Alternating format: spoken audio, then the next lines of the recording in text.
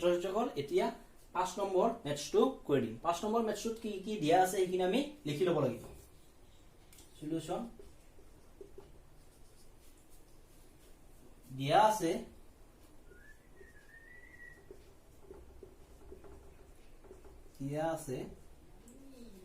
আছে কি ত্রিভুজ এ বি সি সদৃশ ত্রিভুজ ডি ই এফ ঠিক আছে আৰু আমাক কি দিয়া আছে আৰু এ বি ইকুয়াল 5 সেন্টিমিটার ত্রিভুজ এ বি সি মানে কি খালি দিয়া আছে অর্থাৎ এরিয়া অফ ত্রিভুজ এ বি সি ইকুয়াল কিমান দিয়া আছে আমাক 20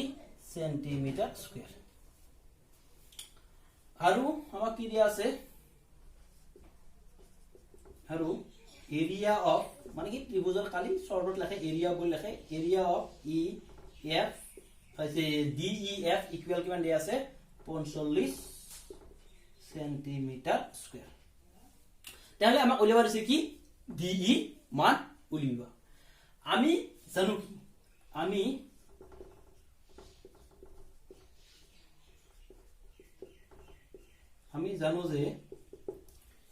আমি জানো যে দুটা সদৃশ ত্ৰিভুজৰ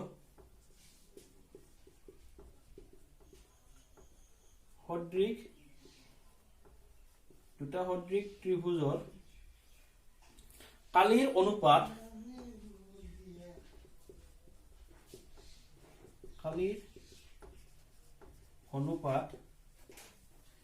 দুটা সদৃশ ত্ৰিভুজৰ কালিৰ অনুপাত সিহঁতৰ অনুৰূপ বাহুৰ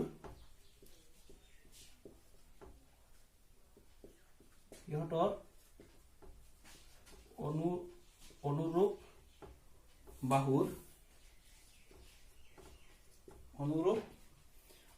বাহুৰ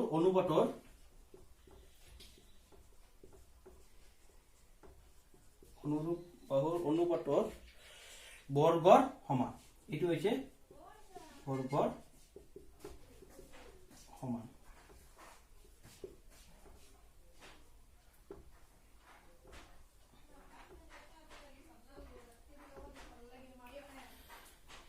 ঠিক আছে হে ইটো হৈছে উপবদ্ধ 6.6 উপবদ্ধ মতে হে কি আমি পাম এতেকে area of A B C divided by area of D E F equal আমি কি জানো অনুরূপ বাহুৰ অনুপাতৰ বৰ্গৰ সমান অনুপাত হৈছে কি অনুরূপ বাহু হৈছে A B by D E ইয়াত A B by D E বুলি কথা নাই বহুত কটেকেটাই হ'ব A B by D E হ'ব বি সি বাই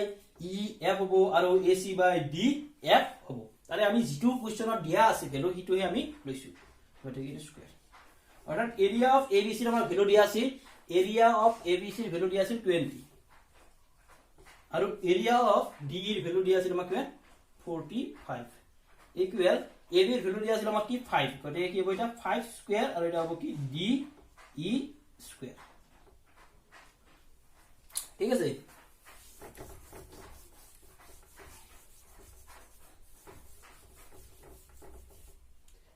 ইমপ্লাইজ এটো আমি যদি পাঁচে কাটি দিও ওপৰত হ'ব কিমান 4 আৰু তলত হ'ব কিমান 9 সমান সমান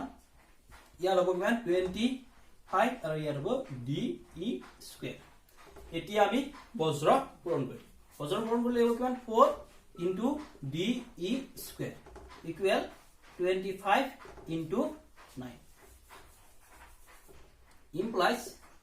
d e square equal ইয়াত হ'ব আমাৰ কিমান 25 into 9 divided by 4 implies d e square equal এটা হৈছে 9 আৰু 5 পূৰণ কৰিলে 5 9 গুণ 45 5 হ'ব হাতে যাব 4 তাৰছত হ'ব 9 দুগুণি 18 28 4 কিমান 22 divided by 4 implies d e equal ইফালে স্কয়ার আছে ইফালে গলে কি হ'ব root over 225 by 4 আমি জানো যে 225 ৰ স্কয়াৰ ৰুট অৰ্থাৎ বৰ্গমূল কিমান হৈছে 15 আৰু 4 ৰ বৰ্গমূল কিমান 2 অৰ্থাৎ ইটা হৰণ কৰিলে আমাৰ কিমান হ'ব 7.5 সেন্টিমিটাৰ এইটোৱে আমাৰ যেটো 5 নম্বৰ মেথছ দি আছিল এইটোৰ সমাধান থ্যাংক ইউ